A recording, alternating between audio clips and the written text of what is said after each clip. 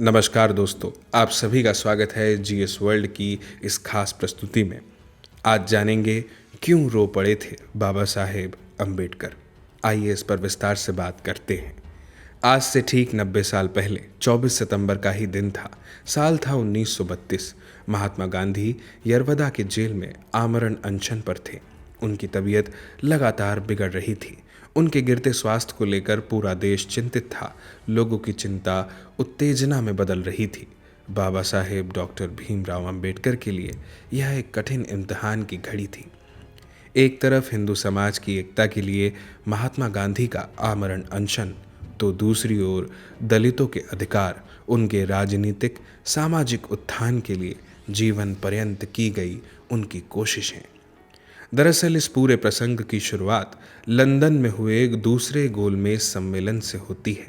पहले गोलमेज सम्मेलन में हिस्सा नहीं लेने वाली भारतीय राष्ट्रीय कांग्रेस की ओर से महात्मा गांधी दूसरे गोलमेज सम्मेलन में शरीक होने लंदन पहुंचे थे। दलितों का प्रतिनिधित्व एक बार फिर से यहाँ बाबा साहेब डॉक्टर भीमराव अंबेडकर कर रहे थे। इस सम्मेलन में तत्कालीन प्रधानमंत्री रामसे मैकडोनाल्ड की अगुवाई वाली ब्रितानी हुकूमत ने अल्पसंख्यकों के लिए एक अलग सांप्रदायिक निर्वाचक मंडल देने का फैसला किया।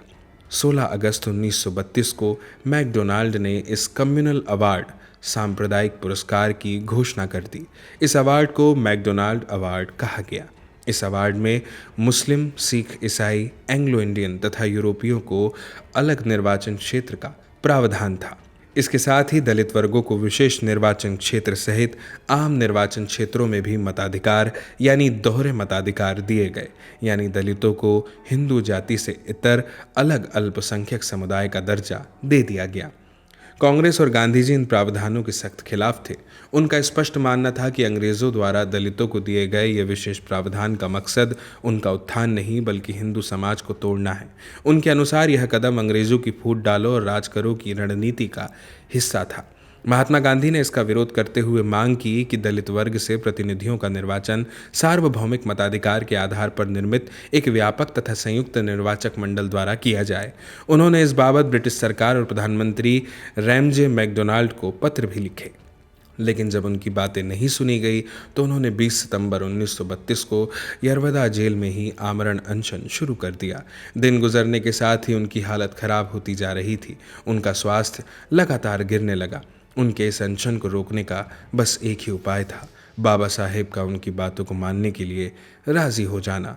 शुरू में तो अंबेडकर ने गांधी के अनशन को अनदेखा कर दिया, लेकिन धीरे धीरे उन्हें इस विरोध की ताप महसूस होने लगी। देश भर में गांधी जी के समर्थन में और उनके विरोध में प्रदर्शन होने लगे। अंततः बाबा साहब 24 सितंबर 1932 की शाम 5 बजे यरवदा जेल पहुंचे। यहाँ महात्मा गांधी और बाबा साहब अम्बेडकर के बीच समझौता हुआ, जिसे पूना पैक्ट कहा गया। महात्मा गांधी की ओर से इस पर महामना मदन मोहन मालवीय ने और दलित वर्गों की ओर से बाबा साहेब इस पर हस्ताक्षर किए। इस पर कुल 23 लोगों ने हस्ताक्षर किए। ऐसा कहा जाता है कि बाबा साहब भीमराव अम्बेडकर ने भारी मन से रोते हुए पूना पैक्ट पर हस्ताक्षर किए थे। क्या था इस पैक्ट में? इस पैक्ट से दलितों के लिए अलग निर्वाचन और 2 वोट का अधिकार खत्म हो गया। इसके बदले में दलितों के लिए आरक्षित सीटों की संख्या प्रांतीय विधानमंडलों में 71 से बढ़ाकर 147 और केंद्रीय विधायिका में कुल सीटों की 18% कर दी गई। इस पैक्ट ने दलित वर्ग के राजनीतिक प्रतिनिधित्व की पूरी संकल्पना बदल दी और इसका प्रभाव आज तक देखा जा सकता है।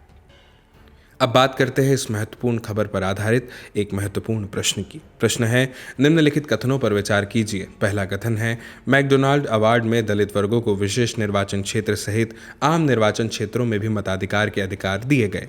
दूसरा कथन है, महात्मा गांधी की ओर से पूना पैक्ट पर पंडित जवाहरलाल नेहरू ने और दलित वर्गों की ओर से डॉक्टर अम्बेडकर ने इस पर हस्ताक्षर किए। ऊपर दिए गए कथनों में से कौन सा या कौन से सही हैं? इसके 4 विकल्प हैं। ए केवल 1, बी केवल 2, सी 1 और 2 दोनों, या डी ना तो 1 और ना ही 2। इस प्रश्न का सही जवाब देने के लिए आपको कमेंट बॉक्स में कमेंट करना होगा। इसी तरह की महत्वपूर्ण खबरों के लिए देखते रहिए और सब्सक्राइब कीजिए जीएस वर्ल्ड को।